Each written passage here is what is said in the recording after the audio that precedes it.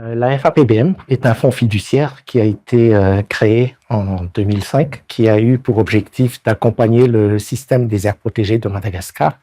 Il s'agissait de contribuer au financement pour faire fonctionner ces aires protégées qui ont été créées et le réseau d'aires protégées existant à travers Madagascar National Parks, mais aussi contribuer à la conservation de la biodiversité surtout. On parle de biodiversité unique à Madagascar et dans le monde entier. Donc, il apparaît normal qu'on fasse tous ces efforts pour la préserver. Conservation de la biodiversité, mais aussi contribuer à l'amélioration du bien-être humain des populations qui vivent aux alentours de ces aires protégées. Et puis, tous les services écologiques qui s'en sortent, l'eau, l'air pur, tout ça va contribuer à ce bien-être humain. Et puis, actuellement aussi, les aires protégées contribuent à lutter contre le changement climatique à travers ces services écologiques. Le troisième objectif, il s'agit de la FAPBM aide aussi à promouvoir la bonne gouvernance de ces aires protégées avec tous les gestionnaires qu'il y a là, l'État malgache à travers le service technique en charge des aires protégées. L'approche adoptée par la FAPBM, c'est un modèle unique car il s'agit d'accumuler un capital à travers les efforts de levée de fonds, puis d'investir ce capital sur les marchés financiers à l'étranger. Et les revenus de ce capital qui vont permettre de financer justement les aires protégées à Madagascar.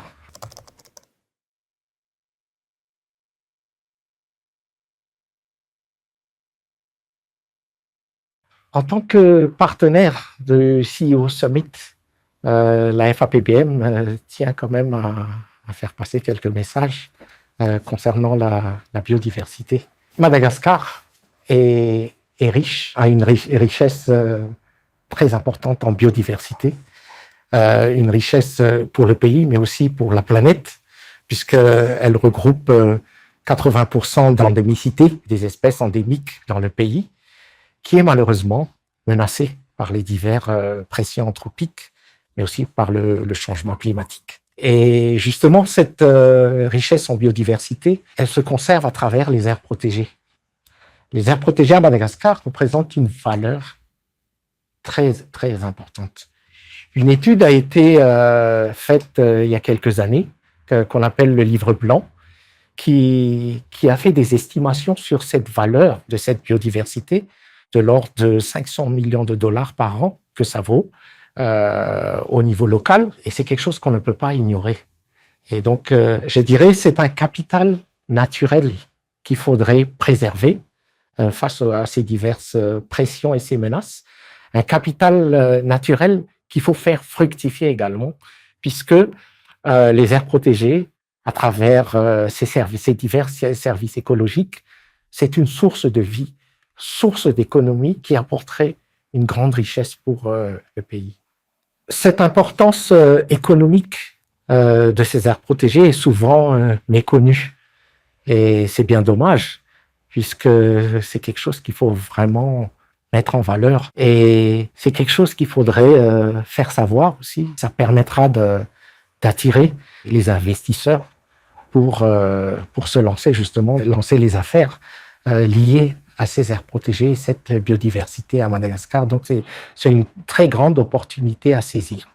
Cette biodiversité et ces aires protégées, des intrants essentiels pour justement développer l'économie du pays.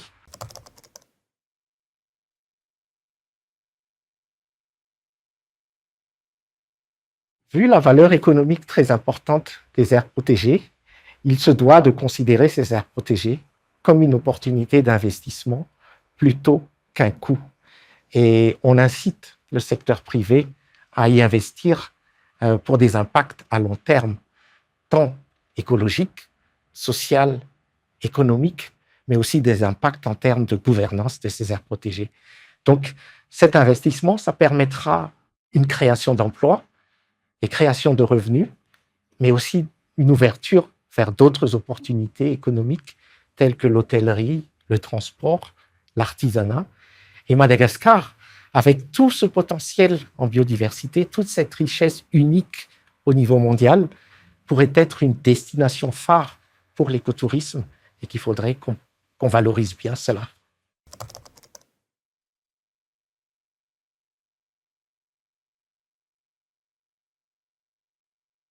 Le défi, effectivement, le défi est de taille. On a une biodiversité unique avec des services écosystémiques essentiels pour l'économie, mais malheureusement, elle est menacée par les diverses pressions et les contraintes climatiques. Et pour cela, il faut se donner la main entre tous les acteurs au niveau local, au niveau national, le gouvernement, les communautés locales, la société civile et même le secteur privé pour pouvoir sauvegarder ce patrimoine naturel et en même temps valoriser ce capital naturel pour pouvoir le transformer en richesse. La question n'est pas seulement d'ordre stratégique au point de vue environnemental. Si on parle du secteur privé, il s'agit d'une stabilité des chaînes de valeur pour les populations locales, pour toute la population même. Il s'agit d'améliorer l'accès à l'eau. Il s'agit d'une meilleure résilience agricole, le développement du tourisme. Tout cela, ça ne peut marcher que si on a des écosystèmes en bonne santé. On pourrait parler de 3 axes concrets pour pouvoir renforcer cette synergie entre le secteur public et le secteur privé autour de ces aires protégées. Le premier axe, il s'agit de positionner les aires protégées comme des actifs économiques.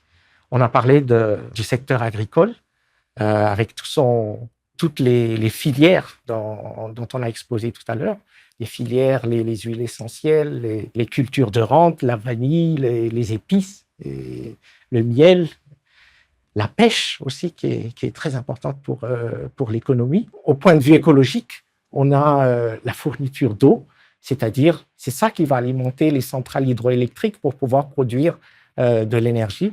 Donc ça, c'est quelque chose que je pense qu'il faudrait mettre en exergue. Le deuxième axe, c'est de voir comment on peut structurer l'engagement du secteur privé. La FAPBM a déjà commencé cette initiative à travers le projet Bridge, où il s'agit de transformer l'intérêt de ces entreprises en partenariats structurés et durables. Et puis, le troisième axe, c'est de démontrer à travers des partenariats pilotes durables, notamment des partenariats qu'on a eus avec les banques qui se sont engagés dans des actions de reforestation aux alentours des aires protégées. Le cas de l'aire protégée de Marmisa, où les investissements de la banque ont permis aux populations locales de s'engager dans ce processus de reforestation, de reverdir cet endroit qui a été dégradé et de renforcer aussi les actions de conservation autour de cette aire protégée. On a bien sûr l'impact écologique où on a beaucoup moins de pression sur ces aires protégées, mais aussi l'impact économique où les populations qui vivent autour de ces aires protégées peuvent développer des activités génératrices de revenus sans détruire la forêt qu'ils protègent. Et puis, un autre exemple aussi, c'est de partenariat avec le secteur public, c'est le partenariat avec l'investisseur Miracap. La FAPBM travaille avec Miracap pour renforcer, justement, investir avec des PME pour produire des impacts sur ces aires protégées, sur la biodiversité, sur la nature. Donc, ça fonctionne un peu comme un système de banque et d'intérêt. C'est de l'argent qui tourne là-dedans, mais l'important, c'est vraiment l'impact environnemental, mais aussi le retour d'investissement créé par ce genre d'initiative.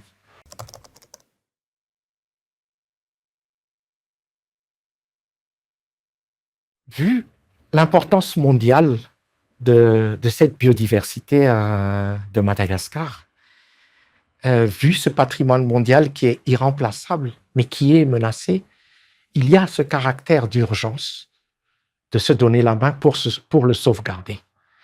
Donc, il s'agit de faire de la biodiversité un enjeu stratégique pour les décideurs économiques. Il s'agit de gérer ce capital naturel et de le faire fructifier. C'est un grand atout pour Madagascar, justement, d'avoir cette reconnaissance mondiale et qui pourrait être vraiment une grande source de richesse. La FAPBM, en tant que fondation à Madagascar, est un pilier souverain du financement durable à Madagascar. Elle a développé un mécanisme, un modèle de sécurisation financière sur le long terme pour justement la protection, la gestion de ces aires protégées. Elle a un système de gestion transparente et efficace qui permettrait de pérenniser les aires protégées sur le long terme. Donc le mot-clé, c'est vraiment pérennisation. C'est un mécanisme structurant au service de la biodiversité, la stabilité écologique, environnementale et économique du pays. Par rapport au CEO Summit, donc pour nous, c'est une opportunité pour faire passer ce message. Nous voudrions que ce soit un processus d'accélérateur de partenariat à fort impact, mobilisant entreprises, institutions financières, bailleurs de fonds, investisseurs, pour pouvoir renforcer les financements durables et amplifier les mécanismes déjà existants. Pour les entreprises, il s'agit de transformer l'engagement environnemental en investissement stratégique, faire de la conservation un levier de performance plutôt qu'une contrainte, et de construire une dynamique où croissance économique, protection du capital naturel avancent ensemble. Donc, on a ce slogan de la FAPBM qui dit « Les aires protégées sont une véritable source de vie pour les communautés, les écosystèmes et surtout pour l'avenir de Madagascar ».